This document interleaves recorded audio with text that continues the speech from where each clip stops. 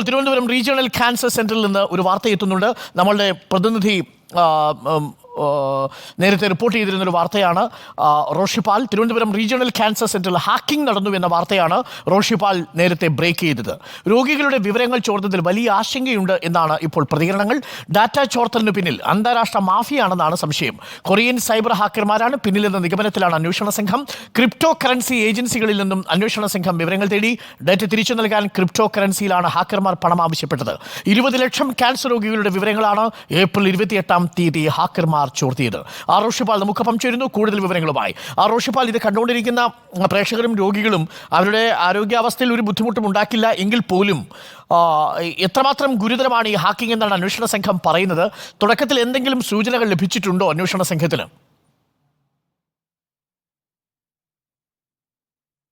അരുൺകുമാർ, 3 ഏജൻസികൾ ഇപ്പോൾ ഈ ഡാറ്റ ചോർത്തലുമായി ബന്ധപ്പെട്ട അന്വേഷണം നടത്തുന്നുണ്ട്. അതൊന്ന് കേന്ദ്ര ഇൻഫർമേഷൻ ടെക്നോളജിയുടെ കീഴിലുള്ള സൈബർ എമർജൻസി റെസ്പോൺസ് ടീമാണ്. മറ്റൊന്ന് കേരള പോലീസിൻ്റെ സൈബർ സംഘം, ഒപ്പം കേന്ദ്ര ആഭ്യന്തര മന്ത്രാലയത്തിൻ്റെ രഹസ്യാന്വേഷണ വിഭാഗം അടക്കമുള്ള ഏജൻസികൾ അന്വേഷണവുമായി മുന്നോട്ട് പോകുന്നു. ഏപ്രിൽ 28 റീജിയണൽ ക്യാൻസർ സെൻ്ററിലെ പ്രധാനപ്പെട്ട 11 സർവറുകൾ ഹാക്കർമാർ കടന്നുകയറിയത്. അതിൽ നിന്നുള്ള 20 ലക്ഷത്തോളം ക്യാൻസർ രോഗികളുടെ വിവരങ്ങൾ, അത് വ്യക്തി വിവരങ്ങൾ, രോഗാവസ്ഥ, അവരുടെ ചികിത്സാ വിവരങ്ങൾ അടക്കം മുഴുവൻ ചോർത്തപ്പെട്ടു.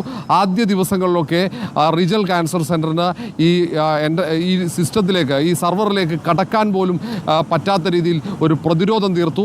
പിന്നീട് $100 മില്യൺ നൽകി കഴിഞ്ഞാൽ ഇതിൻ്റെ കീ തിരിച്ചു തരാം എന്ന് അവർ മെയിൽ വഴി വിവരം നൽകി. പക്ഷേ അതിന് കൃത്യമായി പ്രതികരിക്കേണ്ടെന്നുള്ള തീരുമാനത്തിലേക്ക് പോലീസ് എത്തുകയായിരുന്നു, അന്വേഷണ സംഘം എത്തുകയായിരുന്നു.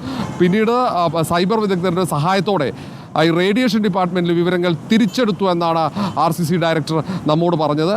ഏതായാലും അന്വേഷണം പുരോഗമിക്കുന്നു. മറ്റു നഷ്ടമായ ഡാറ്റകൾ തിരിച്ചുപിടിക്കാനുള്ള ശ്രമം നടത്തുന്നു. ഏതായാലും രോഗികളുടെ ചികിത്സയെ ബാധിക്കില്ല. അതിനപ്പുറത്തേക്ക് ഈ ക്യാൻസർ രോഗികളുടെ വ്യക്തിവിവരങ്ങൾ, ഒപ്പം രോഗവിവരങ്ങൾ, അത് ആർക്ക് വേണ്ടിയാണ് ഇവിടെ മോഷ്ടിച്ചത് എന്ന ചോദ്യമാണ്. ഇത് അന്താരാഷ്ട്ര മാഫിയാണ്. കൊറിയ കേന്ദ്രീകരിച്ച് പ്രവർത്തിക്കുന്ന സൈബർ കുറ്റവാളികളാണ് ഇത്തരത്തിൽ ഹാക്കിംഗ് നടത്തിയത് എന്ന നിഗമനത്തിലാണ് അന്വേഷണ സംഘം മുന്നോട്ട് പോകുന്നത്.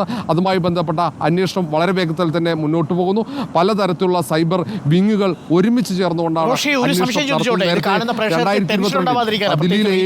സമാനമായ രീതിയിൽ ഡാറ്റ ചോരുന്നു എന്ന് പറയുമ്പോൾ ആ ഡാറ്റ ചോരുന്നത് കൊണ്ട് ഇപ്പോൾ ചികിത്സ തേടിക്കൊണ്ടിരിക്കുന്ന രോഗികൾക്ക് ബുദ്ധിമുട്ടൊന്നും ഉണ്ടാവില്ലല്ലോ അല്ലേ? അരുൺകുമാർ, അവിടെ ചികിത്സ തുടരുന്ന അല്ലെങ്കിൽ നേരത്തെ ചികിത്സിച്ച രോഗികൾക്ക് അവർക്ക് യാതൊരു തരത്തിലും ചികിത്സ മുടങ്ങില്ല. ചികിത്സ കൃത്യമായി തന്നെ ലഭിക്കും. കാരണം കുറച്ച് ദിവസം റേഡിയേഷൻ ഡിപ്പാർട്ട്മെന്റിന്റെ പ്രവർത്തനം സ്തംഭിച്ചിരുന്നു ഈ ഹാക്കിങ്ങുമായി ബന്ധപ്പെട്ട്. ഒരാഴ്ചക്കകം തന്നെ പ്രിയപ്പെട്ട സുഹൃത്തുക്കൾ ബുദ്ധിമുട്ടേണ്ട, നിങ്ങളുടെ ചികിത്സയ്ക്കൊന്നും അതിലത് തടസ്സമുണ്ടാവില്ല നിലവിൽ. പക്ഷേ എങ്കിലും ഇത് ഗുരുതരമായ വിഷയമായി തന്നെ അന്വേഷണ ഏജൻസി കാണുന്നു.